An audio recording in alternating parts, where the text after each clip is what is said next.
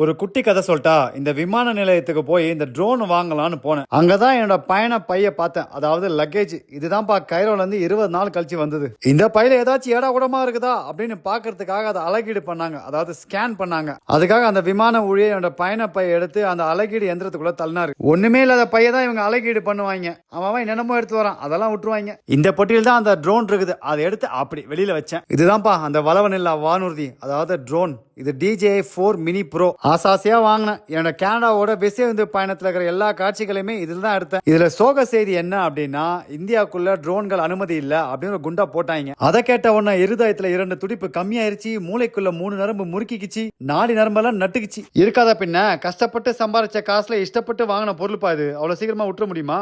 அதுக்காக முதல்ல முறைச்சி பார்த்தேன், உரிமை பார்த்தேன், கத்தி பார்த்தேன், மதிக்கவே இல்லையே. புறவு கெஞ்சி பார்த்தேன், கதறி பார்த்தேன், புலம்பி பார்த்தேன், ஏன் திரும்பி கூட பார்த்தேன், யாருமே கண்டுக்கல. முடியவே முடியாது அப்படின்ட்டாங்க. ஆனா ஒரு விருப்ப தேர்வு கொடுத்தாங்க, அதாவது ஆப்ஷன். அது என்னன்னா, நீங்க கனடாக்கு திருப்பி இந்த ட்ரோன் எடுத்துட்டு போலாம் அப்படின்னாங்க. இது நல்லா இருக்கே அப்படின்னு சொல்லிட்டு நண்பன் ஒருத்தன் கனடாக்கு திரும்பி போறான், அவன்கிட்ட கொடுத்து விட்டுலாம் அப்படின்னு சொல்லி ஒரு யோசனை வந்துச்சு. யார் தெரியுமா அந்த நண்பன்? இவர் தான். என் நண்பர் கனடா போற வரைக்கும் இந்த ட்ரோன் இந்த விமான நிலையத்திலே வச்சிருக்கலாம் அப்படின்றதுக்காக தான் இந்த பொதித்தல், அதாவது இந்த பேக்கிங். சும்மா சொல்லக்கூடாது, நல்லாவே கட்டுறாங்க. இதை கட்டுறதுக்கு தனியா ஒரு ஆள் வேற இருக்காங்க. பங்குனிக்கு அப்புறம் வருமா சித்திரை, அதெல்லாம் கட்டிட்டு போட்டாங்க பாரு ஒரு முத்திரை. மூஞ்சே சின்னதாச்சு எனக்கு.